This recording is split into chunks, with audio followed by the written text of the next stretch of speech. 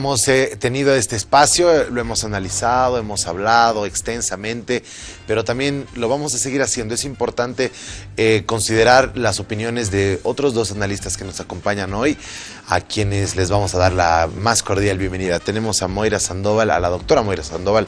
Ella nos va a ayudar también con el análisis. Doctora, buen día. Buen día, encantada de estar con toda tu audiencia y con Marcelo, contigo.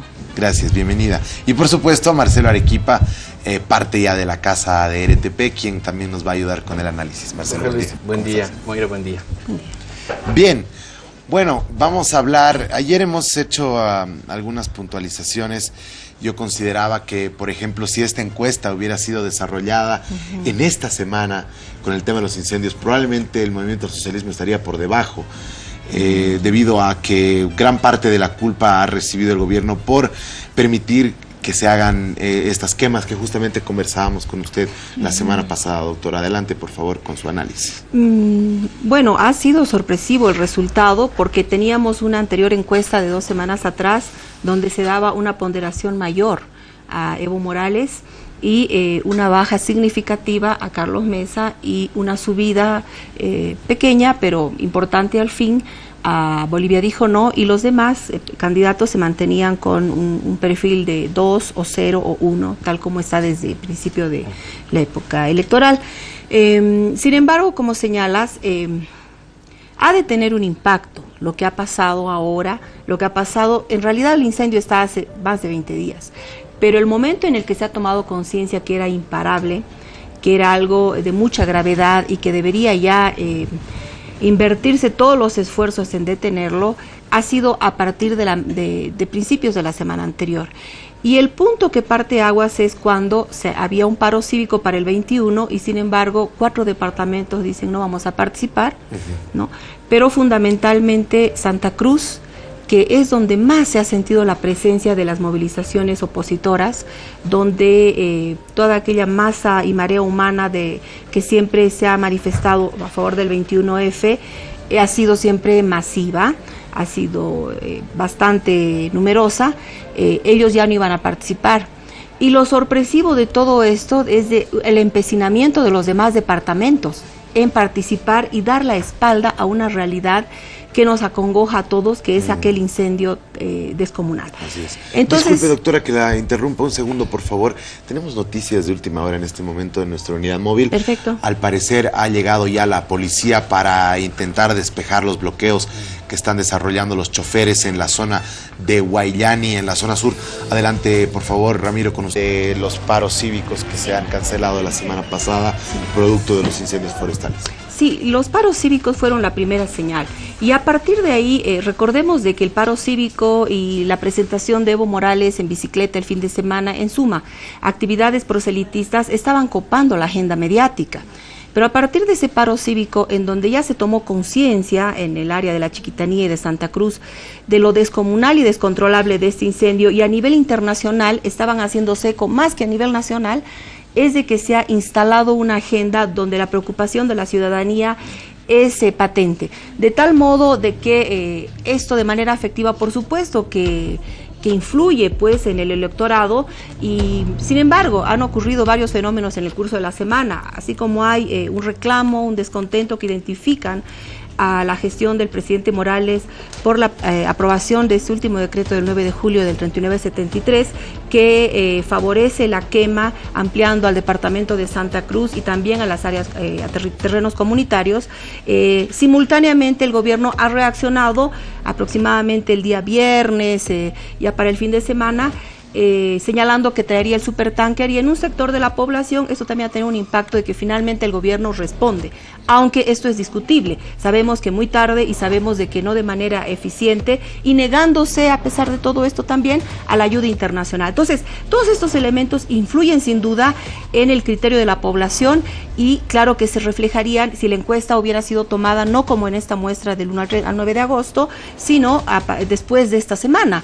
Entonces por un lado eso, pero por otro lado tampoco pensemos de que los resultados favorecerían automáticamente a algún candidato, porque ojo, en esta semana ustedes también habrán observado de que ninguno de los candidatos se ha manifestado pues decididamente hacia el cuidado de la naturaleza o ha hecho concretamente algo más allá que culpabilizar en un discurso.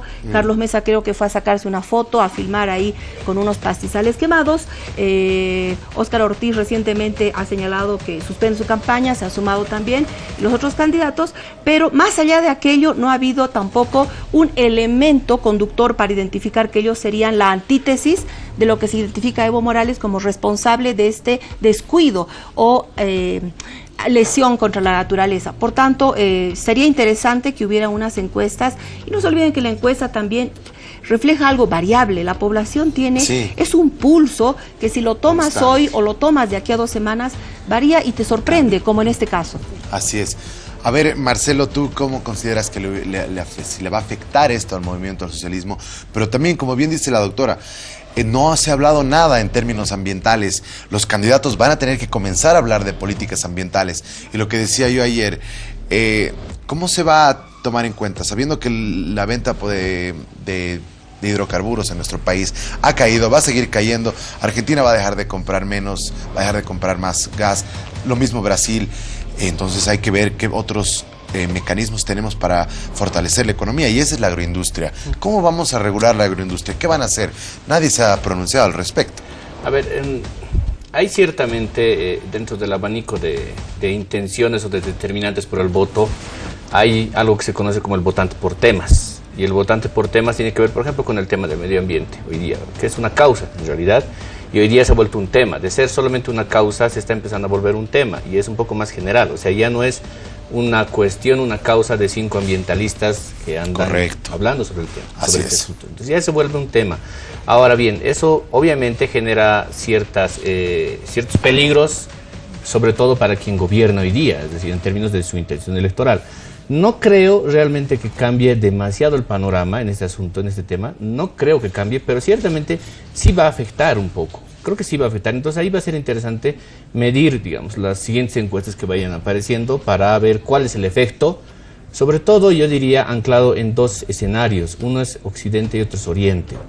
En el Oriente, igual que tú bien lo decías, es decir, hay una forma de vida económica, no una forma de vida de la naturaleza, sino una forma de vida económica. ¿Cuál es esa? La agroindustria. Entonces, obviamente, hay pues una suerte de tendencia más bien a favor de ampliar la frontera agrícola para generar, digamos, más recursos. Igual que en el lado del occidente, si tú te pones a generar, digamos, salvaguardas o restricciones al tema de la explotación de la minería, va a pasar exactamente lo mismo. Pero ahí yo creo que más bien la balanza se inclina un poco más a reforzarse en el occidente, en un electorado que tiene que ver que es más reactivo en contra del presidente. Ahí creo que vamos a ver variaciones geográficas, en todo caso, es lo que quisiera ver en la siguiente encuesta, ¿no? Pero yendo un poco, digamos, un poco a lo que ustedes han presentado ayer, como tal, con una consistencia en lo que significa la encuesta. Y lo que a mí me llama mucho la atención, tiene que ver con una idea de que le tomamos demasiada atención, para mi gusto, al dato de una encuesta, en general, no digo esta, sino en general. Y no le estamos dando más bien más prioridad a debates y a temas que tienen que ver con cuestiones más estructurales y más generales, sino a quién sube y quién baja, ¿no? Y dentro del quién sube y quién baja, dentro de la jerga, digamos, de las encuestas, se habla de que esto es como una cocina, es decir, la encuesta es una cocina, pero hay varias recetas para procesar, digamos, los alimentos y hacer una comida. Entonces, hay varias formas de procesarlas, unas más que otras. Yo celebro realmente que por primera vez se haya mostrado en una ficha técnica, en una encuesta, el margen de error. El margen de error, pero no solamente a nivel nacional, sino un margen de error a nivel departamental. Y además con una suerte de desglose de la información mucho más detallada, que no la teníamos hasta ahora. ¿Por qué digo esto? Porque lo que uno intenta hacer cuando presenta una encuesta es mostrar cuán representativo puede ser la encuesta del universo al que quiere, referirse, ¿no? Y ahí lo que yo observo es que hay márgenes de error que son demasiado grandes, demasiado elevados. El único departamento en el que tienes un margen de error que es más bajo es Santa Cruz, con el más o menos 4%. Todos los otros departamentos tienen un margen de error superior, mucho más al 5%, y los departamentos, por ejemplo, Potosí, Sucre, Tarija, Trinidad y Cobija, tienen un margen de error, excepto Sucre, tienen un margen de error de más del 10 puntos. O sea, lo que quiero decir es, si un candidato X saca el 20% en Santa Cruz o en Cobija, su margen de error es del 12%. Entonces, esto te dice que más 12 hacia arriba, menos 12 hacia abajo, va a variar en realidad el resultado de la encuesta. No, pero puede ser de 1 a 12, ojo, ¿no? Claro, exacto. Pero de 1 a 12. Lo que te recomienda, lo que te sugieren las encuestas es máximo un 5, pero no un 12. Es decir, entonces hay una, no digo que sea un dato equivocado, sino lo que quiero decir es que la consistencia en realidad de lo que puede significar la representación de lo que es la encuesta misma como tal en estos departamentos con un margen de error tan elevado no es muy precisa. Ahora bien, eso te obliga luego, creo yo, en general, a todas las encuestadoras, pero absolutamente a todas, a afinar más el instrumento y a tener, digamos, una precisión mucho más concreta de lo que significa el dato mismo de la encuesta. Por eso lo que a mí me llama mucho la atención, y de verdad lo celebro, que hayan mostrado ustedes el margen de error así, y lo hayan expresado además, y creo que en ese marco, en ese esquema, hay que intentar leer más bien la encuesta. No en el esquema solamente de quién sube un puntito más que otro, sino cuál es la precisión. Creo que para eso estamos también nosotros aquí, en realidad. Es decir, para mostrar a la gente cuál es la precisión justamente de la encuesta y hacia dónde está yendo esto y qué tipo de sensaciones se está midiendo, ¿no? Pero no, nos ayuda también a tener una tendencia. Sí, no, sin duda. O sea, yo creo que hay una tendencia ahí que es interesante. Ahora, te planteo el siguiente escenario, que para mí es paradójico. Con esta encuesta y con este resultado desagregado a nivel departamental, digamos, tomándolo como realmente muy válido, incluso así, el siguiente escenario es un Carlos Mesa en el gobierno, pero con una mínima bancada en el legislativo. O sea, es como la pesadilla de Carlos Mesa otra vez de lo que fue su primer gobierno en realidad. Es decir, gobierna, pero no controla el legislativo y tiene más bien un escenario súper adverso en el legislativo. Ese es el otro escenario, que planteando incluso la idea de que esta encuesta esté, digamos, bien representada a nivel de los departamentos. Gracias, Marcelo. ¿Coincide usted con Marcelo? Más bien yo creo que esta ficha técnica que viene en detalle nos refleja de que hay una mayor certidumbre que en las otras encuestas. Por ejemplo, lo que señalas, Marcelo, respecto al margen de error en Santa Cruz. Fíjate que en Santa Cruz hay 600 versus 340 de La Paz. Entonces la muestra también es más amplia. Por lo tanto, nos aproxima a una realidad mayor. Sin poder afirmar, porque eso sería temerario, de que pues hay una exactitud en la encuesta. Siempre se maneja un margen de error, pero permite, más que haya haber una tendencia, confirmar otras argumentaciones o descartarlas. Es decir, se hablaba de Carlos Mesa, o bueno, el grupo de Comunidad Ciudadana señalaba de que está interpelando a los indecisos, que va a haber sorpresas, que ellos tienen una campaña elaborada muy científicamente, pero las encuestas no están reflejando eso. Las encuestas reflejan que solamente en ausencia de los demás candidatos y una polarización efectiva, lo cual no va a suceder y solo ocurriría en una segunda vuelta, es que le iría bien. De lo contrario, está raspando y está siempre bajo la sombra de una primera vuelta, solamente en una primera vuelta ganador Evo Morales, ¿no? Entonces, sus argumentos aún no han mejorado. Sigue pretendiendo que los demás abandonen la carrera electoral, cosa que bajo los parámetros de la ley 026 no es posible. Estarían sujetos a sanciones los demás partidos y es más, se ha esclarecido que por lo que es conducente y por lo que es vinculante, prácticamente tienen la obligatoriedad de continuar en la carrera electoral.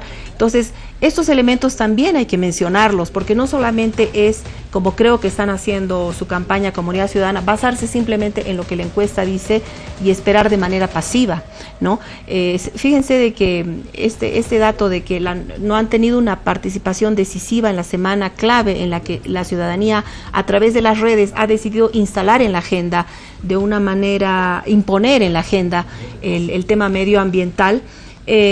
Comunidad Ciudadana no ha tenido un desempeño pues estelar, tampoco Bolivia dijo no, tampoco Evo Morales, de tal modo de que es el momento en el que la ciudadanía y sobre todo los jóvenes que vienen a formar ahora un segmento mayor de los votantes, los jóvenes de 18 años que han ingresado a poder, que están empadronados, estos jóvenes han sido muy afectados con este discurso medioambiental. Por tanto, es el momento en el que le interpelarán a los candidatos qué es lo que va a hacer. ¿Y por qué es preciso que esto ocurra? Porque sigue habiendo un nicho importante de voto indeciso y de voto blanco. Ese es al que hay que convencer, porque por el resultado que hemos observado, no se están quitando votos entre sí los candidatos, sino están acudiendo y están tomando votos del sector de indecisos. Ejemplo, y miren que las encuestas son útiles, pero también no pueden observar todo. En la elección en la que Evo Morales le daban el 20% las encuestas, y con un elemento que incursionó de golpe, que fue las declaraciones del embajador americano. El cisne negro le llaman. Claro, en la técnica del marketing político se le llama así, y estos elementos a veces pueden ser instalados, ¿no?, con una estrategia, y otras veces pueden ser fuera del control de los actores políticos, como es en este caso el incendio en la Amazonía. De un 20%, de un 30 o un 20 y tantos, aparece en un 52%. ¿Cómo es posible que estas cosas ocurran? Ahí es donde tiene que verse cómo se va manejando la afectividad, las tendencias, y tener cuidado, porque por ahí los candidatos siguen un plan de gobierno, pero también la gente está viendo la coherencia en relación a lo que pregonan con relación a lo que ellos hacen en la práctica. Así es.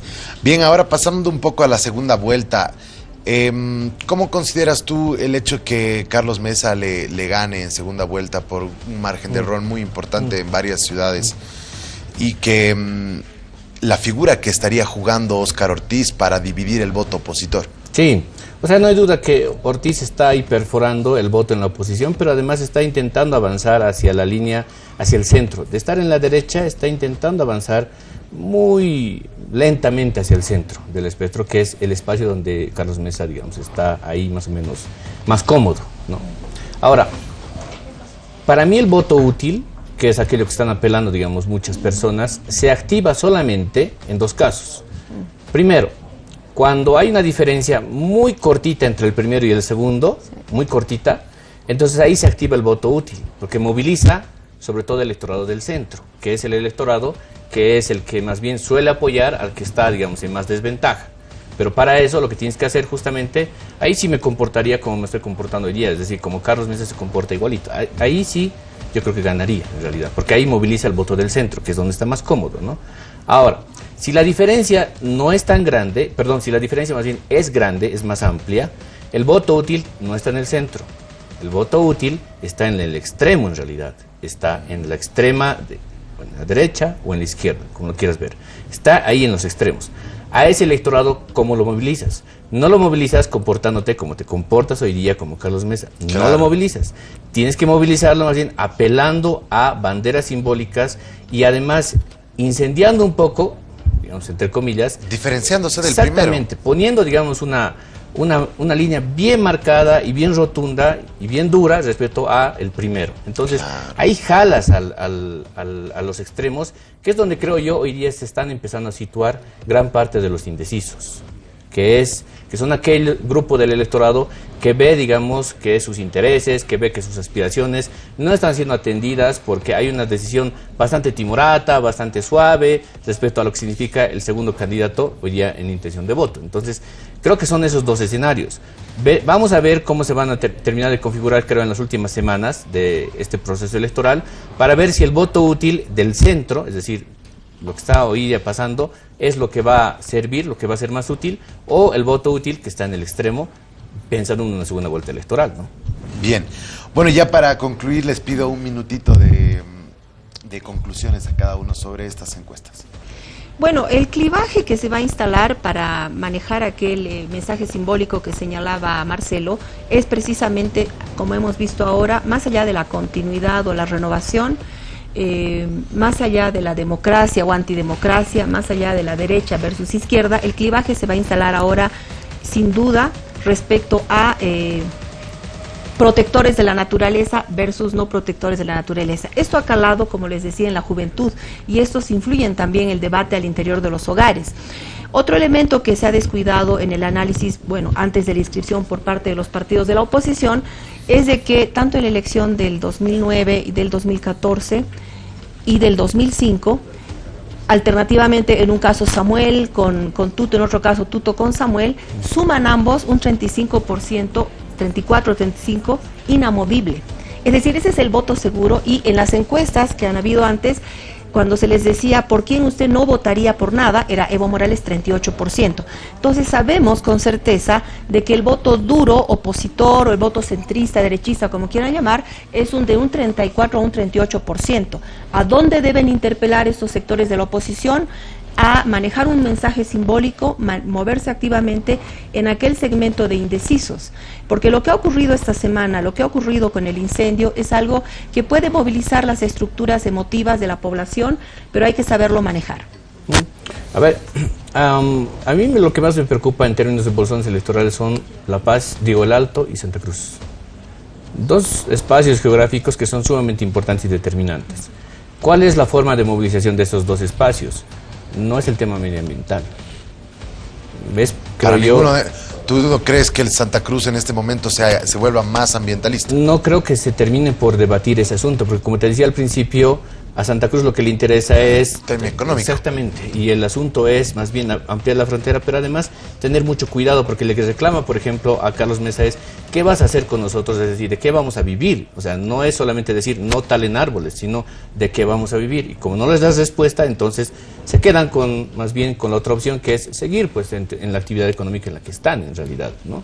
Ahora, si son dos bolsones electorales importantes, más bien es el tema económico y más bien es el tema de aquello que en una columna ayer salió de quiénes no son los indignados hoy día. ¿Dónde están los no indignados? Y dónde están los no indignados están sobre todo en esos sectores de clase media ascendente y para abajo. Todo ese sector que es un bolsón electoral que ronda entre el 60 y el 70% hoy día. Jóvenes también, digamos que recién han salido profesionales, pero que ronda ese círculo. Jóvenes que, digamos, en la ciudad hoy día sí protestan, pero que se suman a la idea de lo que significa el 21F. Ahora bien, la gran pregunta que yo tengo, y cierro con esto, es, así como nadie de los candidatos ha podido capitalizar para sí el tema del 21F como un bolsón electoral, hoy día lo que me pregunto es, ¿cuál de ellos, de oposición, va a terminar por capitalizar para sí el tema medioambiental? Hasta el día de hoy, no veo que haya ninguno que esté captando esto, ¿no? Quisiera hacer una dúplica muy breve. Lo que pasa es que por el momento el debate tiene que iniciarse, el debate no está esclarecido, se manejan con mitos y con discursos respecto, por ejemplo, Marcelo señala algo que ha sido muy difundido, tanto por un sector de la oposición como por sectores neutrales, que es de que automáticamente en el oriente se deforesta irrestrictamente y que el sector agropecuario es el responsable. Fíjense de que la dotación de tierras no es para ese sector agropecuario, es para los migrantes, socios del gobierno de Evo Morales, interculturales colonizadores como se le llama, por eso las quemas, y de esto se sabe con certeza, hay testigos, han empezado cerca de la carretera. 1, 2, ejemplo nada más, ejemplo lo que habíamos señalado la vez anterior, acerca de que se tiene que explorar otras áreas para la expansión de la frontera agrícola, no tiene que atacarse a tierras de vocación forestal. Ejemplo, el desierto de Israel, donde exportan ellos todo tipo de productos agrícolas, 22.000 kilómetros cuadrados tiene Israel, la mitad de lo que es el departamento de Oruro, de Cochabamba o de Sucre. Ellos exportan con un sistema de riego, una tecnología que cada año en el Agrotech ellos pretenden exportar. Lamentablemente, por ideología, el gobierno boliviano no toma esa tendencia de Israel, sino son socios de Irán y de otros. Y fíjense de que en el altiplano, que tenemos una tierra y un suelo potable para poder cultivar, no se lo ha hecho, nada más sería un sistema de riego como en Israel, y se trata de abordar lo que es la Amazonía de manera facilona. Eso es lo que debe instalarse en el discurso y ver de que sí puede haber progreso, sí puede haber agricultura y ganadería en las áreas de manejo sostenible y en las áreas controladas. Bien, muchísimas gracias a ambos. La doctora Moira Sandoval nos ha acompañado para el análisis junto a Marcelo Arequipa, ha sido nuestros invitados. Cerramos este espacio de análisis en Arequipa Informa.